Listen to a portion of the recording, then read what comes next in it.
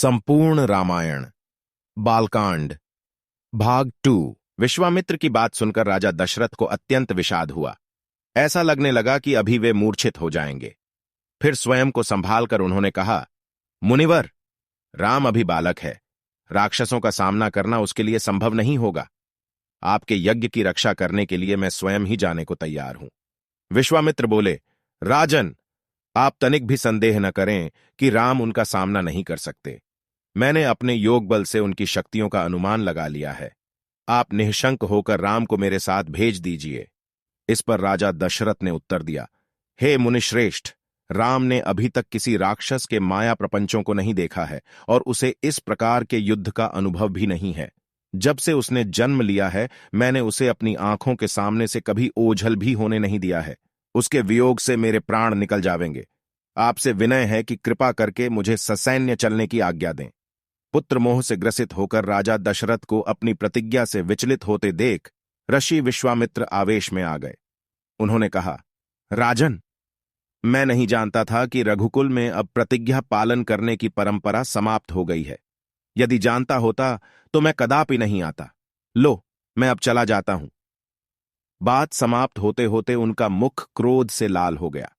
विश्वामित्र को इस प्रकार क्रुद्ध होते देखकर दरबारी एवं मंत्रीगण भयभीत हो गए और किसी प्रकार के अनिष्ट की कल्पना से वे कांप उठे। गुरु वशिष्ठ ने राजा को समझाया, हे राजन, पुत्र के मोह में ग्रसित होकर रघुकुल की मर्यादा, प्रतिज्ञा पालन और सत्यनिष्ठा को कलंकित मत कीजिए। मैं आपको परामर्श देता हूं कि आप राम के बालक होने की बात को भूलकर एवं निःशंक होकर राम को मुनिराज के साथ भेज दीजिए। महामुनि अत्यंत विद्वान, नीति निपुण और अस्त्र शस्त्र के झांता हैं। मुनिवर के साथ जाने से राम का किसी प्रकार से भी अहित नहीं हो सकता। उल्टे वे इनके साथ रहकर शस्त्र और शास्त्र विद्याओं में अत्यधिक निपुण हो जाएंगे तथा उनका कल्याण ही होगा। गुरु वशिष्ठ के वचनों से आश्वस्त होकर राजा दशरथ ने राम को बुला भेजा। राम के साथ साथ लक्ष्मण भी वहां चले आए। राजा दशरथ ने राम को ऋषि विश्वामित्र के साथ जाने की आज्ञा दी। पिता की आज्ञा शिरोधार्य करके राम के मुनिवर के साथ जाने के लिए तैयार हो जाने पर लक्ष्मण ने भी ऋषि विश्वामित्र से साथ चलने के लिए प्रार्थना की और अपने पिता से भी राम के साथ जाने के लिए अनुमति मांगी। अनुमति मिल जाने पर राम और लक्ष्मण सभी गुरुजनों से आशीर्वाद लेकर ऋषि विश्वामित्र के साथ चल पड़े।